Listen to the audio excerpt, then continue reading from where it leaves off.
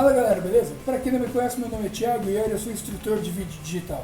E eu tô aqui hoje no canal com duas pessoas que vão ajudar a gente a entender um pouco melhor sobre o tarô, certo? Um inscrito no canal pediu para que a gente falasse sobre o tarô, se acredita ou não acredita, e eu trouxe aqui duas pessoas que já jogaram o tarô, certo? Que jogam o baralho. Então eu estou aqui com a Daniela e com o William. Essas duas pessoas jogam tarô e eles vão falar pra gente um pouco da história do tarô e assim, quem acredita, se não acredita, se prevê o futuro, onde surgiu, enfim. Vamos contar um pouco sobre o tarô. Bem-vinda, Daniela, bem-vindo, William, ao canal. E você poderia começar então, né? Bom, eu acredito com certeza. Inclusive o estudo do tarô, ele foi muito interessante, muito importante na minha vida. Na verdade, o tarô ele retrata o caminho do homem, o caminho da humanidade, né? Como que ela se comporta dentro de todos os aspectos que a gente chama de arcanos, ou então de arquétipos, de vitória, de derrota, de ganho, de perda, da inocência até a iluminação. Então, na verdade, o tarô é isso, conta a história da humanidade, né? Todo mundo acha, falando um pouquinho da origem, né, que o tarô é egípcio, de origem egípcia e tal, quando na verdade não é verdade. O que veio do Egito, na real, foi a essência dos ensinamentos, foi a essência dos arquétipos, foi essa noção de contar a história humana. Mas a primeira confecção do tarô como baralho, da forma como a gente conhece hoje, nasceu em 1450 na Itália, por volta de 1420, bem por aí, na Itália, através da família de um conde. E ela foi confeccionada como um presente. De alguma forma, eles mantiveram, todos os arquétipos foram mantidos, ou seja, esse conhecimento já vinha de muito tempo, e que na Idade Média, na hora de se confeccionar esse baralho, ele foi mantido. Então tinha o baralho com os 4 naipes, aí se ganhou um naipe a mais, que mais tarde se tornou os arcanos maiores, e isso era um jogo, simplesmente um jogo. E isso foi sendo passado ao longo do tempo. Em 1490 surge um segundo baralho, esse sim com um simbolismo um pouco maior, entendendo que aquelas figuras não eram simplesmente figuras, mas que havia um sentido maior naquelas cartas. Lá no século XIX é que começou a ganhar essa cara de ocultismo, o pessoal da cabala começou a se apropriar desses arquétipos do tarô, o pessoal da astrologia, e aí se começou a girar essa história de que nasceu no Egito, foram os egípcios que criaram o tarô, mas não foram eles que criaram o tarô, tá? Isso veio muito lá na frente, na Itália, tá? Lá em 1400 e alguma Quais coisa. as cartas, quais os tipos de tarô que você lê? Eu sei que tem vários tipos, né? O tarô de Marselha é o mais conhecido, né? Mas eu particularmente leio o mitológico. Você prefere? Eu gosto. Os tarôs, eles têm a ver com a sua sensibilidade. Para ler tarô, tem que ter intuição, tá? Tem que ter o estudo, tem que conhecer as cartas, tem que conhecer até um pouco da história, mas precisa de intuição, sim. Sem intuição não se lê cartas. E você, o que eu uso é o mitológico. E você, Will? Não tem nem o que falar. Já falou tudo, falou até da intuição, cara. Não tem mais o que falar, mas assim, só para acrescentar o que a Daniela falou, existem vários baralhos de lâminas e tarôs. Hoje, além do tarô de Marselha, existe, como é que eu posso dizer assim, são denominações, não são ramificações? Derivações. São derivações, então a gente tem baralho cigano, a gente tem tarô mitológico, a gente tem tarô dos anjos, a gente tem o baralho das bruxas, tarô das bruxas, das deusas, enfim, tem uma infinidade de baralhos e tarôs hoje em dia. Mas assim, claro que você precisa estudar para poder conhecer, mas fazer a leitura com apenas o conhecimento disso tudo, ele é mais, como é que eu posso dizer assim, Fica faltando algo. Fica faltando algo, entendeu? Porque a pessoa ela vai ler, porque assim, na verdade, não é que a pessoa que lê carta, ela faz um milagre lá e não, na verdade ela só vai interpretar, quem fala é o tarô, é a carta, entendeu? O que saiu lá é o que saiu que vai ser falado.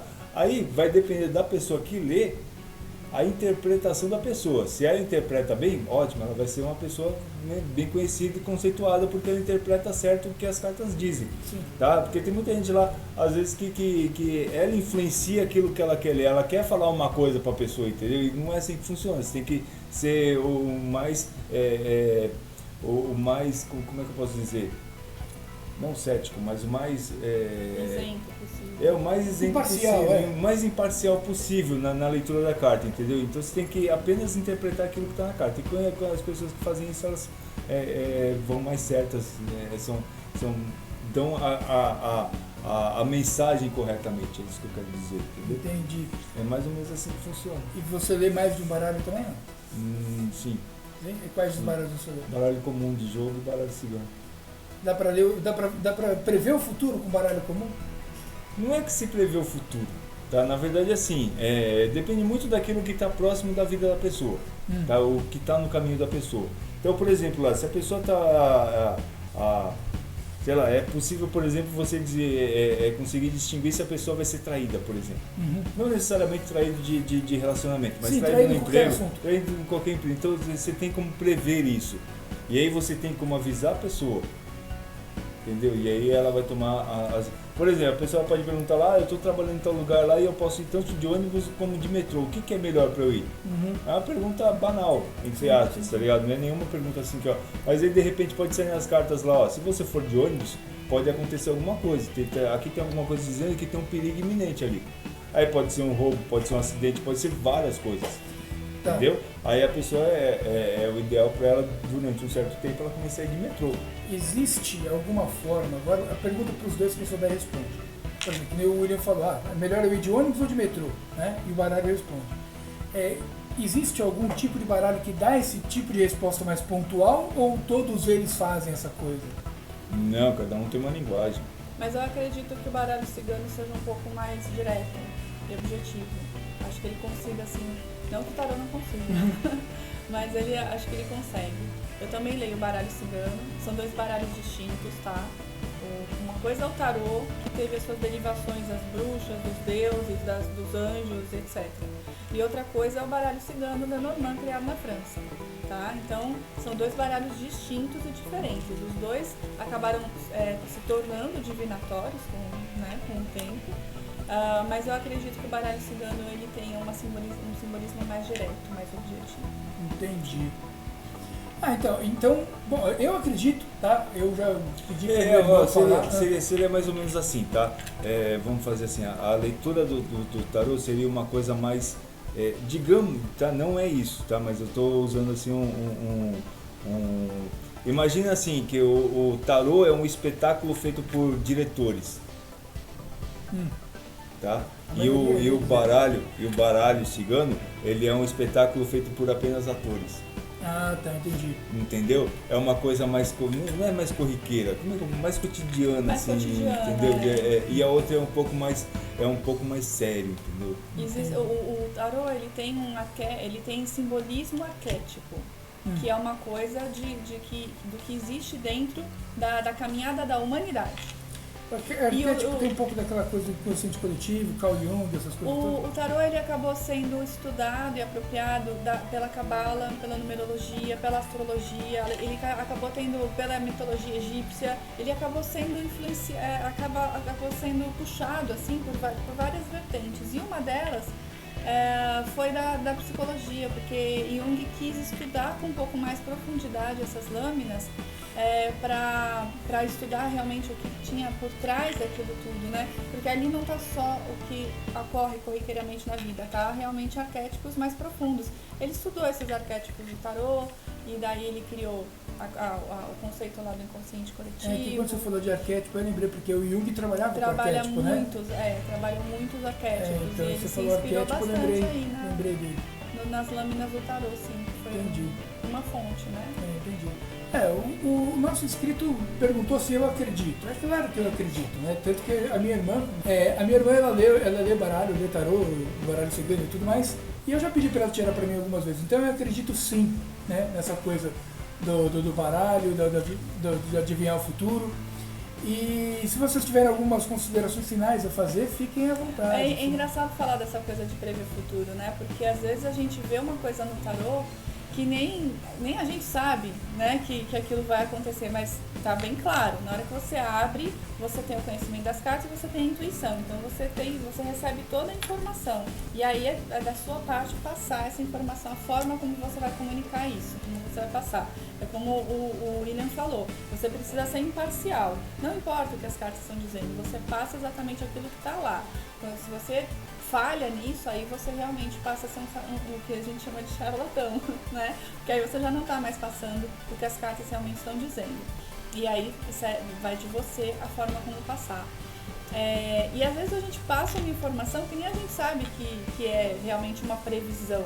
Mas aí depois liga a pessoa, 2 meses depois ela, olha, encontrei a pessoa que você viu, olha, o meu trabalho teve aquela mudança que você falou, e eu já nem lembro mais o que foi da pessoa, porque a gente lê e desapega, né? Eu não fico com aquela informação retida na minha cabeça. Eu vou ler para alguém, aquela consulta, ela é confidencial. Então eu não guardo, eu não registro nada e aquela informação assim, eu passei a informação, eu não retenho nada comigo, não preciso, né? Entendi. E é até engraçado, porque eu não me lembro que eu falei que ia ter uma mudança no trabalho, eu até gravo, mas conhecer. fica com a pessoa, porque eu falo pra pessoa, depois não adianta perguntar pra mim porque eu não lembro. Você grava? Eu gravo, se a pessoa quiser eu gravo. Porque aí ela pode ouvir depois, outras vezes, entendi. Normalmente no celular da própria pessoa. Sim, né? sim. A gente pede, olha, põe seu celular aqui, se você quiser, você grava, e aí ela leva o celular dela e leva a gravação. Sim, porque aí o celular já é dela, já leva a informação com ela, já vai embora. Então a gente não retém essas informações, mas é engraçado depois de 1, 2, 3 meses a pessoa ligar e falar, olha, lembra que você falou pra mim tal coisa? E eu falo, sei. Sei, é. E aí ela me conta o que aconteceu. Você faz de conta que você lembra. Mas na hora que ela me fala, eu me recordo. Algumas coisas aquela possível, informação, algumas coisas é possível. Aquilo não fica guardado comigo, mas se ela comentar, aí eu vou puxar na memória, eu vou lembrar que eu falei alguma coisa assim pra ela, mas guardar a informação com detalhe, assim, com detalhe deve ser difícil. A gente não guarda. Cara, gostei muito desse bate-papo, tá? Foi muito diferente aqui no canal, tá? Normalmente o que eu faço aqui no canal? Eu abro a câmera e começo a falar o que vem à minha cabeça. Mas como alguém pediu para eu falar de tarô e eu não tenho conhecimento de tarô, mas Daniela tem, o William tem, eu resolvi pedir a ajuda deles e eles muito gentilmente resolveram me ajudar. E aí então eu agradeço muito a vocês por comparecerem aqui no canal. A gente que agradece, espero ter satisfeito aí a curiosidade do comentário, né, do inscrito do canal que pediu para falar a respeito. Foi um prazer. E inscrito também é uma coisa doida, né? Eu vou falar pra você, cara, porque eu tenho um canal também, os inscritos eles fazem pedem cada coisa, cara, que não tem como você fazer, cara. Porque, assim, é um assunto completamente diferente, pelo que eu entendi, é um assunto completamente diferente do que é o seu canal. Sim, eu não... Entendeu? Isso é pra quebrar as pernas. Sim, mas eu tive a sorte, entendeu, de conhecer pessoas que trabalhavam com isso, que fazem isso de uma forma, não profissionalmente, porque a Daniela é professora de dança, o William é artista plástico, enfim, né, não fazem isso de forma profissional, mas fazem isso, e aí consegui então trazer essa informação para vocês, que é um conteúdo bem diferente do que eu costumo fazer. Sim. Se vocês se interessarem, de repente fica aí uma dica para vocês pesquisarem um pouco mais a respeito do tarô, né, poderem conhecer. É uma ferramenta muito interessante. Depois no próprio canal da Daniela, ela vai deixar um vídeo assim bem explicativo. Sim, eu sei que ela vai fazer. Ela vai fazer. A Daniela vai começar um canal. Ela vai ficar aqui na descrição. A Daniela vai começar um canal, tá? Ai, meu Deus. E eu vou deixar o link aqui na descrição para que vocês possam acessar o canal dela. E aí vocês aprendem mais, porque ela vai ser bem didática mesmo, vai falar lá da Atlântida, né? Porque a gente teve uma conversa prévia aqui, entendeu? E ela fala algumas outras coisas aqui. Impressionando. Então, ó, cobrem, hein? Podem cobrar, meu tá? Deus. Podem cobrar, que eu vou deixar o link aqui na descrição para que vocês possam acessar o canal dela. Vou deixar também o link do William, também o canal dele, o WK Produções, beleza? E a gente se vê no próximo vídeo. Então, galera, ó, não se esquece de se inscrever no meu canal, não se esquece de ativar as notificações, de dar o joinha e de compartilhar o vídeo para que todo mundo tenha acesso às nossas informações, beleza? Galera, vou ficando por aqui. Um grande abraço, fiquem com Deus e até a próxima. Olhando pra lá, vamos dar um tchau pra todo mundo. Tchau, galera!